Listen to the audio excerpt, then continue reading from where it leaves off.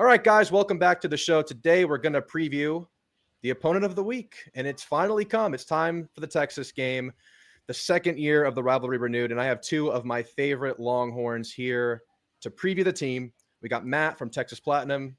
Y'all that have been around the channel for a while know him. He's been around a couple times. He's my brother. Obviously, we're a house divided, so this week, Thanksgiving week, usually pretty interesting around our household. And then we have Ghost of Texas Football, a.k.a. Cord, a.k.a. 40 Acres Vibes. He's with Inside Texas. And we're going to preview this Texas team. We're going to focus on Texas today. We'll kind of relate it to the A&M game and the matchups there.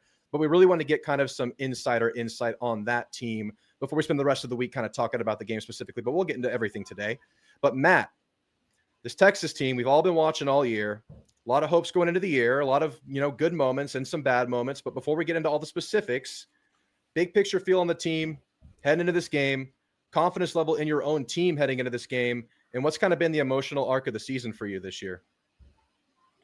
It's been a crazy season. It's been all over the place in terms of like my thoughts on the team. It seems very week to week, and the schedule this year is one that I haven't seen anything quite like it, and it's kind of made us not really have a runway to build up momentum in SEC play. We were on the road, we only had one home game in the last 62 days prior to the Arkansas game. So just a weird season, kind of a letdown season. Absolutely. Offensive line has looked subpar. Receivers have been subpar. Running game's been subpar. Arch started off subpar. Now he's ascending. So the offensive identity has been all over the place. And it's been a lot. It's been very week to week. Defense started great, and now they're, getting exposed. So the identity of the team has just been all over the place, but we're 8-3. After we lost to Georgia, I thought this could bottom out. That was a pathetic loss on the road, and I thought we could lose to Arkansas, but we came out, flying around. So that gave me some excitement. Arch continues to get better. Sark looks locked in despite the rumors, and I think we have a chance this weekend. But yeah, this team has a lot of flaws, and I'm sure A&M will be looking to exploit them. Yeah, I mean, every team has their flaws. Obviously, they've been exploited a couple times, resulted in a couple losses, but you find yourself in an opportunity to earn somewhat of a path to the playoff in this game. Cord, any thoughts on the team overall, just the overarching feelings, the emotional swings of the year so far? Yeah, man, I will just say that the fourth quarter of the Arkansas game felt like the first stress-free portion that we've had of, the 2025 season. Like, even the UTEP game, even the San Jose State game, they were stressful because of how they looked. And so, yeah, it's been a really confusing year, really up and down. I mean, in my opinion, and many others, Texas outplayed Ohio State. You still lose that game. You get creamed in Florida. It should have been worse than 29-21. You get outplayed in Lexington. You get outplayed for three and change quarters in Starkville. And so, but then you look incredible for 3 quarters against Vanderbilt, and you almost shit the bed there. Sorry, pooped the bed there. So it's very it's been a wild ride for all of us, man. For the team, there's a lot of emotions up and down. Obviously, I think they had a lot of emotion and just energy built up for that opening Ohio State game, and when that didn't go our way, man, it's been weird the whole time. It's hard to put it into words how odd the 2025 season's been for our side, not your side, but yeah, it's been pretty good for us so far, but a lot on the line right now. And the way I'm feeling about this game against the team you're describing is, I feel like we should take care of business against this team, but at the same time, it's a very talented team. It's a team that has as much upside as any team in the country. And A&M has been really good. Obviously, 11-0 start to the year and a lot to play for right now, but not perfect. It's had its flaws. And I'm curious, Cord, to get your thoughts, just very generally speaking, about A&M and what you've seen in the team and just kind of your overall thoughts on what Elko's done in year 2. Well, I will say this, and that I've been very high on Elko. I said that on last year's show with you.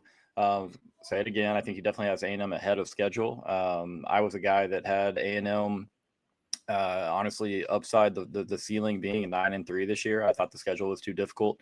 I thought that Marcel would make a bit of a jump, but I did not anticipate these receivers being as dynamic as they are, especially together. I mean, you're talking about 1 and 2 in the SEC in yards after catch. And so A&M was just so dang explosive on the offensive side. Defensively, Elko, again, I think it's the best part of that defense, and it's the way that he calls the games, how exotic he is on third downs and his blitz packages. But overall, man, I think A&M's offense is good enough to keep them absolutely in any game.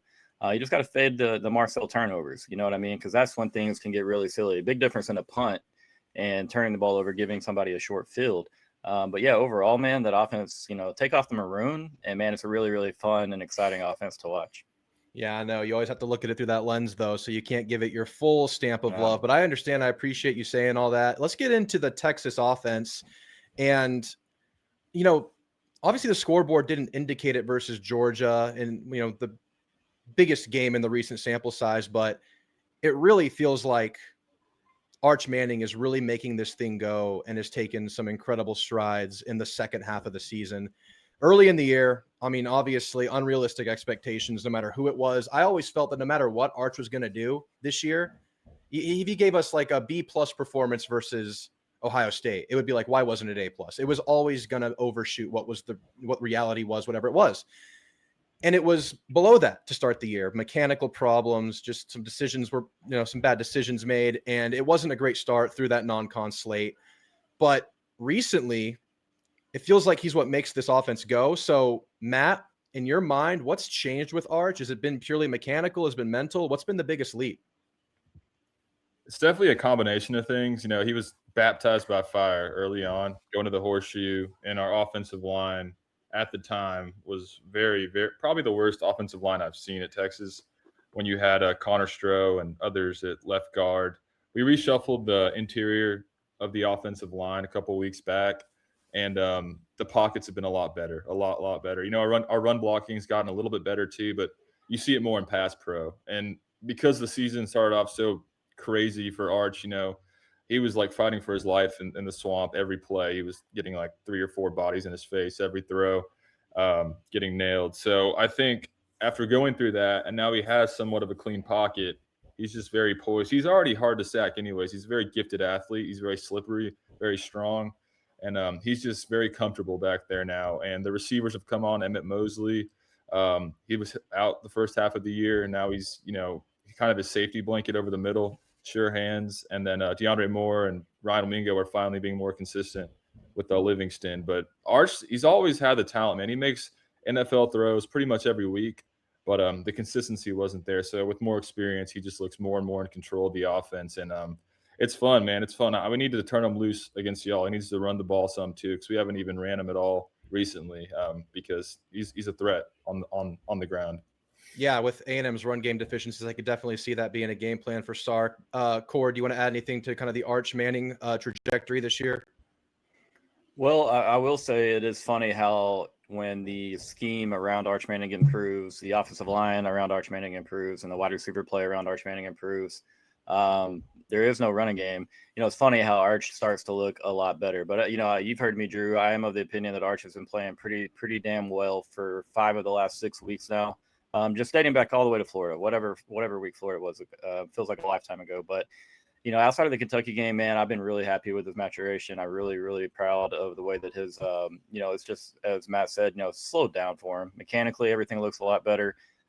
He looked like he was flying through reads at 90 miles an hour early in the season, and it really, really affected mechanics. So, yeah, overall, man, I think Arch is pretty much, you talked to me before the season. He's kind of like right on the trend line I thought he'd be. I don't know. I won't say that I thought he'd struggle that bad early.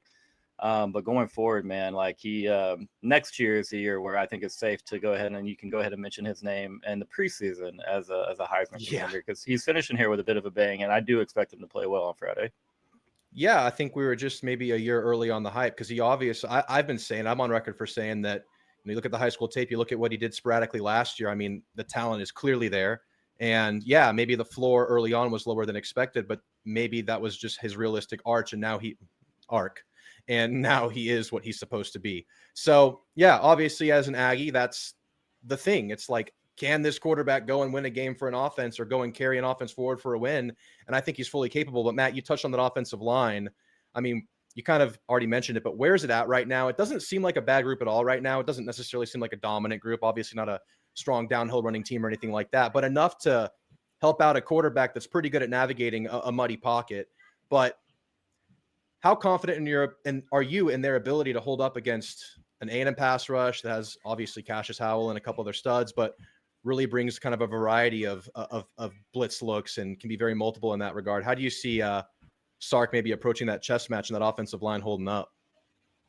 The offensive lines kind of worked their way to being average, which is what we wanted, to just not be a liability. And honestly, against Georgia, I thought they held up pretty well. Sark abandoned the run way too early in that game, but we were kind of getting chunk plays on the ground, which I did not expect. And then there was also some pockets there for Arch.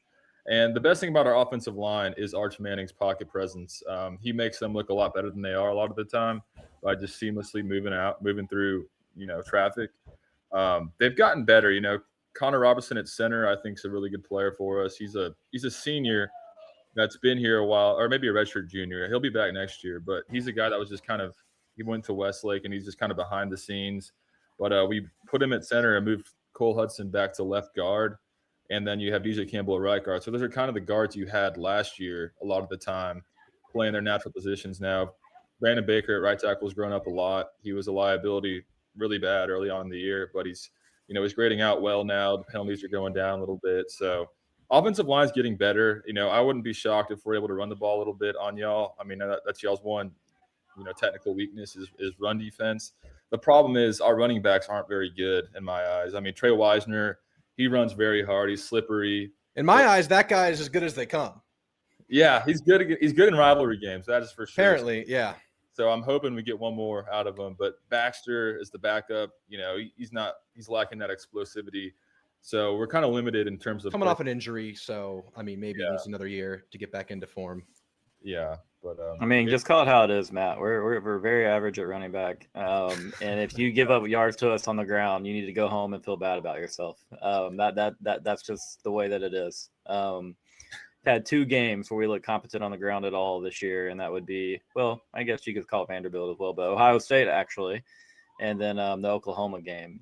So to me, is like, does Elko let the wide zone, the stretch zone, does he let that beat him the way that Brent Venables has let it beat him back-to-back year? I mean, because we just annihilated him with it the last couple of seasons.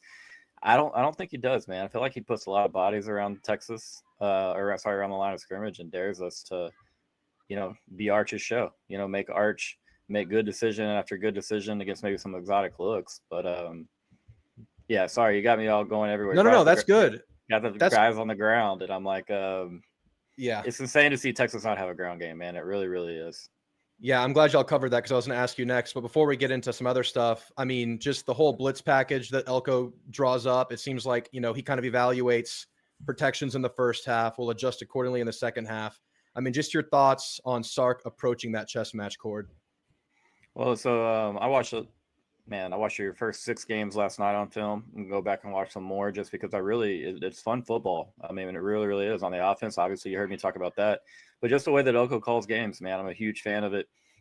He's so multiple on third downs. It's really, really, really similar to an NFL style attack.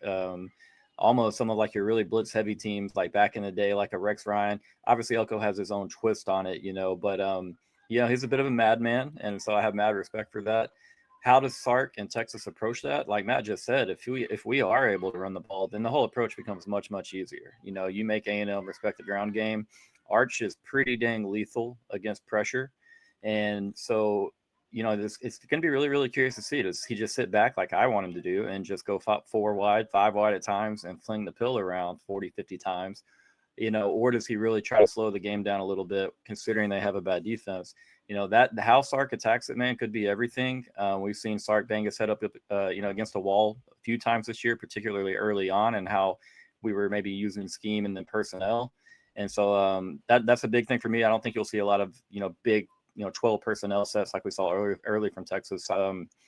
Got to hit the intermediate stuff. That's where Texas was really good against Vanderbilt early on. That's where Texas was really good in the comeback against Mississippi State.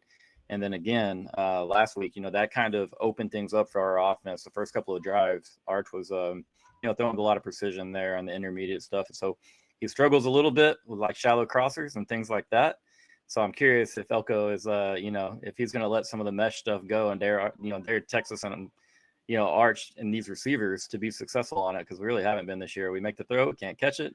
He's wide open. We don't make the throw. And so, it's good. It's a real chess match this week. And I know Elko is going to show up for it. I'm really, really hoping my coach does as well. Yeah, it's gonna be a lot of fun to watch. And y'all have both touched on it though. Obviously, it's a receiver room with a lot of talent, but has just been a little bit inconsistent with catching the ball. I mean, watching that Georgia game a couple times, I watched it live and I rewatched it just to get better insight on what's going on there. Y'all, I mean, receivers are open. It's happening, and drops are just occurring. And obviously, these are guys that are lethal with the ball in their hand. I mean, there's an obvious effort to get Wingo the ball in space. There are some safety valves like Mosley and Livingstone that Arch really likes to utilize. But I mean, I just feel like with all these drops and the inconsistency, it just feels like the rivalry game is the one where it all comes together. That's my fear. It's just how it is, I guess, just looking at a game like this. Y'all have basically touched on it, but I wanted to give just my thoughts on this receiver group. This better not be the one where they get it together, because I really feel like some of that catch and run stuff is the kind of stuff that A&M could potentially struggle with. But let's move over to the defensive side of the football. Let's just start with the breaking news, the things that have happened this weekend. I mean, Ty Anthony Smith out for a half, Anthony Hill playing in the game. Matt, talk to me about who we're going to see there in place of Ty Smith for a half and how that linebacker room is looking.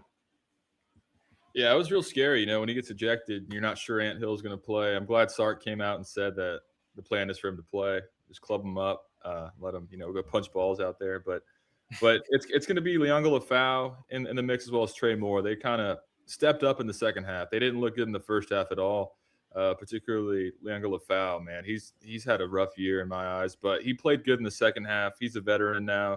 Same with Trey Moore. Trey Moore is a good player for us. He made, some impact plays against y'all last year.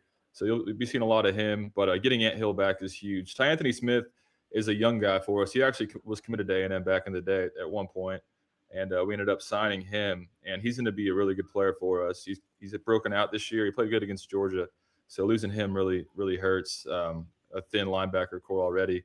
But yeah, it's luckily, other than that, we should have all hands on deck. Nobody else on the injury report that I know of. Yep. It seems like both teams should be pretty healthy. I expect Le'Veon Moss to be questionable tag on Wednesday and have a chance to play this weekend. We'll see. I don't think Scooby is going to have a probable tag or anything like that. That's still very much in the air. Obviously, Bryce Anderson looking to redshirt the year. He won't be in for A&M this week. I want to talk about that D-line, pass rush, the defensive end room, the one that really, really messed with A&M last year. Cord, talk to me about these studs out here, the pass rush, and just affecting Marcel Reed. Obviously, the kind of player that can extend plays and make lemonade, but a player that under pressure has thrown some mystery balls. So talk to me about that pass rush. Talk to me about the guys that are involved in it. Talk to me about what Texas might try to do here. Yeah, I mean, it's really come alive here in the second half of the season. You had a lot of Longhorn fans scratching heads early on, wondering why the sack numbers weren't there or the tackles for loss. But, they've woken up here, and I think you see teams, offensive lines, get tired. Texas rotates a ton of bodies out there. Gotta have to get to Marcel again. You can't have Marcel sitting back there in a clean and open pocket with the speed that A&M has a receiver, the emergence of Bethel Roman. Like, there's just too many weapons on this team, and Klein is too good of a play caller. The pass rush has to be there. But on the flip side of things, man, there's going to be some room for A&M in the ground game on the edges against our defense and against this D line. Really stout on the interior. I think, A&M remembers a little bit of that last year. We're still about that strong, it feels like, on the interior. But on the outside, we've been susceptible to some big plays. We've had home runs hit on us. We're not great at covering flats. And so, yeah, I mean, I think A&M and UC Klein use some misdirection, try to attack Texas, with some of their running backs off the edge there. Just letting Aggies know, maybe where they can beat us a little bit. But, as far as the pass rush goes, Cole Brevard had a really good game last week on the interior, just getting pushed, doing a good job on rundowns. There's a lot of different, packages that, are, personnel groupings rather that Texas can throw at you. That's probably the coolest part about it all. You'll take Colin Simmons, you'll line him up, outside in your traditional edge rusher position. Well, the next snap, you might be lined up over a guard, or maybe it's lined up over the center, so Texas is pretty multiple. They get Ant Hill involved a lot in that pass rush. They like to put him up around the line of scrimmage and, obviously have him blitz or drop back. And so they'll create some fun looks. But again, it better be there this weekend, because if not, A&M's receivers who are used to running in green grass will probably be running in front of a lot more in green grass. Yeah, let's talk about that, because I mean, we talked about it before the show. I have to bring it up. I mean, when I watch this team, the biggest glaring weakness right now is that back seven in coverage, and against Georgia, there's just mystery leverages out there in my eyes. It's just stuff doesn't really make sense when you watch it on tape. So either one of y'all, if y'all want to talk about, I know there's talent out there. I know there's a lot of guys you're happy to have on the field, but it seems like since the Vandy game, I would say maybe the State game a little bit, things have really kind of got off its axis. So what's going on there? Do you think there's a chance they can start piecing things together for this game? Where is it at right now? Let's start with Matt. Yeah, go ahead, bud. Yeah, it's concerning. I can't really speak much on the scheme. Quarter probably answer that better. I know that we're a bend but don't break style of secondary pass defense. We often give up short. We don't press very often. But as far as personnel, once you lost McDonald and Taff a couple games back, we thought that getting them back would fix everything, and that has not been the case. Taff's been bad for us. Graded the lowest of any player on our team against Georgia, and he had a really bad first half. Luckily, he bounced back against Arkansas in the second half, but it was ugly there for a minute. And then, but the corners are just getting cooked a little bit, and our linebackers have also not been holding up in coverage as well as I'd like. Getting Ant Hill back will be good for that because he's a pretty good in coverage. But Cade Phillips is come in is like our new starting corner opposite Manny Muhammad. And he looked pretty good against Arkansas. He's a true freshman, 5-star guy. So he at least shows some promise. But do I expect him to lock down Craver and them? No. There's going to be a lot of meat on the bone for y'all. So that's where our pass rush is so critical to kind of negate the deficiencies on the back end. Yeah. Yeah, and just to add to it, like you said, linebackers have struggled in coverage a lot, especially LaFoe at times. Ty Anthony wasn't great in coverage there for a couple of games in the middle of the season. But I think a lot of it, man, you had Manny Muhammad that went down with an injury. Then you had Jelani, Michael Taff. There's cohesion back there, but they're still having communication errors. There's guys that have been in the program a little bit too long to have some communication errors. But again, I think a lot of it, it does go to scheme. It does go to coaching. Texas is a high cover 3 team. They tested out a little bit more man coverage to start the season. Didn't go well. But we still play it better than zone. Florida cooked us in man coverage. And so since then, Texas has gone away from it a little bit less. But yeah, you see some really silly things. Texas is playing Arkansas, obviously, on Saturday. There's a 2nd and 14, and our cornerbacks are playing at about 12 yards. We're just giving up way too much space, and you'll see a lot of Texas fans that are frustrated with that. And then again, when you mix that with some poor, assignment responsibility, that we've given up some big plays, a lot bigger than many Texas fans thought we would throughout the season. The more the secondary has been tested, the more they seem to have been exposed a little bit. But like Matt just said, people are really excited about Cade Phillips. This is a 5-star, like you said, came out of the boot. Everybody was very, very excited when Texas slipped him. You won that recruitment versus LSU. Everybody was very excited about that recruitment. Just a guy that was like, get him on the field because we needed to see more of him because we struggled so badly at CB2. So glad to see him out there. Glad to see him get an opportunity. He's pretty sticky. He gave up a touchdown in Georgia, but he was actually in pretty dang good position and took a good throw from Gunnar Stockton to your boy, Noah Thomas. Is that the out at the goal line? Yeah, the quick out at the goal line, Yeah. Maybe a quarter step behind, half step at most. It was from Cade, but pretty good. Pretty good shape. It had to be a high outside throw, and it was good execution from Georgia. But again, Texas has been out schemed a lot. I'm being honest with you. Mississippi State out schemed us. You saw what Arkansas did in that first half. You get a lot of guys running up free up the seams against Texas, and so I wouldn't be shocked to see Klein have some of his his fun wrinkles to get guys open just there at the 8-10 yard mark up the hashes, and then let him run free. So hoping not to see that, but again, there's definitely some concerns with pass coverage for Texas, and it's not just the secondary. Linebackers are involved as well for sure. Yeah, that about covers both sides. Anything y'all want to add, offense, defense, personnel wise? Are we good to move on? I just want to go through some matchups and maybe just some keys to the game if y'all are good with that. I will say, obviously, special teams is a big factor in this game. Texas has had success with Ryan Niblett. Casey Concepcion has been huge for A&M. I do think Concepcion is the best punt returner in college football. Very, very dynamic back there. And so, Texas, good kicking. A&M, not so much as of late. And so, hey, this is a game where I'm really leaning on hopefully Texas can steal something in the special teams department and route to a potential victory. Yeah, and part of that Arkansas win, early in the game, you held them to a couple field goals. And if you're holding A&M to field goals, it gives yourself a real chance with the way that thing's been going, basically a coin flip in recent weeks. But let's get into some of the offense, defense advantages and stuff like that. Matt, where do you think both sides of the ball, Texas has the clearest personnel advantage over A&M, or just the way they're playing? Where do you see the biggest advantage for Texas over A&M?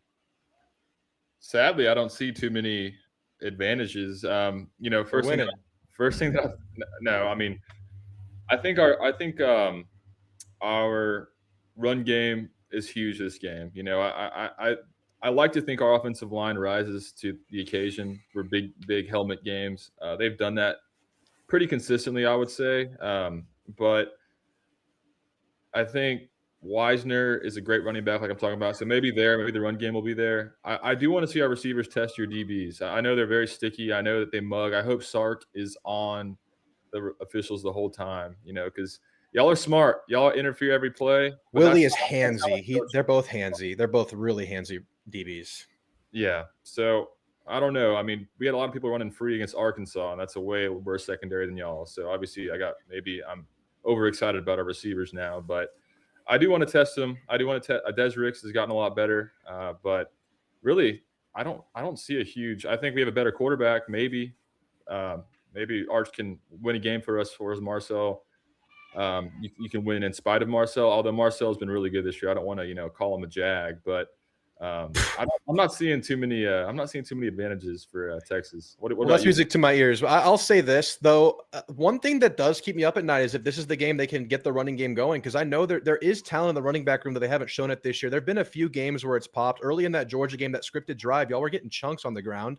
I mean, It is possible, and if that comes for your offense, that just, like y'all have talked about this already, it unlocks everything for this offense. It adds a totally different dimension that y'all are kind of winning without, and getting it done without. So if you add that in this game against the Texas A&M defense that at its worst has given up explosives and chunks on the ground, that can absolutely be a spot you exploit. So that's definitely something that I think about when I look at this game. I'd like to think we're trending the right direction, but you never know. Like, this is the kind of game where it could be a trend buster, a rivalry game that exists in a vacuum with everything on the line. But Cord, if you want to add anything to that, go for it. But I'm going to ask you another question. On the flip side of that, I mean, what's the matchup that keeps you up at night that you think Texas can have a tough time with, but maybe has a chance to overcome? Yeah, I mean, honestly, it's the secondary versus, Colin Klein, PK versus Colin Klein, and then Marcel and these receivers, obviously. Yeah. They're explosive, man, and they demand respect because of their speed. And it's not just one guy, it's not just two guys, but it's three guys. And Marcel has shown he's very comfortable but going to Bethel Roman, and Bethel Roman has shown his ability to make plays in space and obviously to finish a catch. And so I that gives me fear a little bit. I do think Texas will turn Marcel Reed over. Obviously they did that last year a few times, but he's made a lot of growth.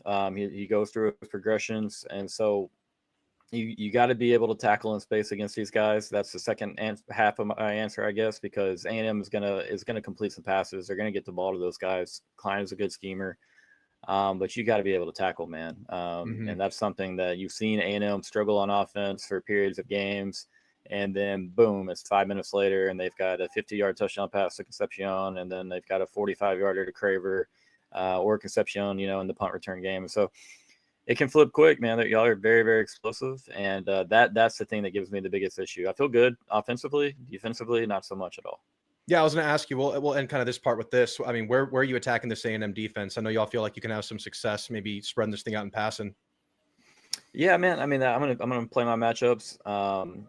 I think Elko by nature, he's gonna blitz. I'd be curious to see like how long and how often he stays away from blitzes if they're not really being successful. If he were to change up coverages and send some more guys back there for help, but I do know that Sark, I mean, he's got to be in his bag, right? Like, you got to be in your bag for this one. I think he was in his bag for this matchup last year. I think Quinn Ewers and the offense left some points on the board. Obviously, I mean, everybody can watch that and say that, but yeah, I mean, it's going to have to be through the air because it can't be through the ground. You know what I mean? And I don't feel great about either of the defensive matchups, whether it be against the run or the pass, depending on how A&M attacks on the ground. But Arch and these receivers, like, yeah, it's not a clear advantage. Like Matt was saying, there is no clear advantage in this game for Texas, maybe outside of place kicking. But, that's the matchup I do feel best about. Yeah. I meant to say on the special teams thing, A&M's given up 2 blocked punts this season. Texas, like, once or twice a game lately, has been bringing the house trying to block punts. Look out for that. I mean, I think A&M should be very well aware of that, but they've given up blocks when they're aware of it. So that's something else to look out for. I'm not going to ask you guys for a score prediction early in the week. I know you guys have more shows to do, but I'll finish with a simple statement. Fill in the blank, Matt. Texas wins the game if. Texas wins the game if we win the turnover battle. I mean, that sounds very cliche, but our calling card has been on offense. We have not turned the ball over. Arch has been very surgical in protecting the ball. And like Court said, last year, that game was really swung on turnovers. You know, y'all got back in the game because Quinn Ewers was just giving the ball away, and then y'all were fighting back. And then we popped the ball on Marcel Reed with that Trey Morris strip sack. So I think turnovers in this game are very important. And I know it's kind of a cop-out answer, but I truly think if you win that, we'll be in a good chance to win. Of course, penalties have been a huge problem for us too, so those will also go hand in hand.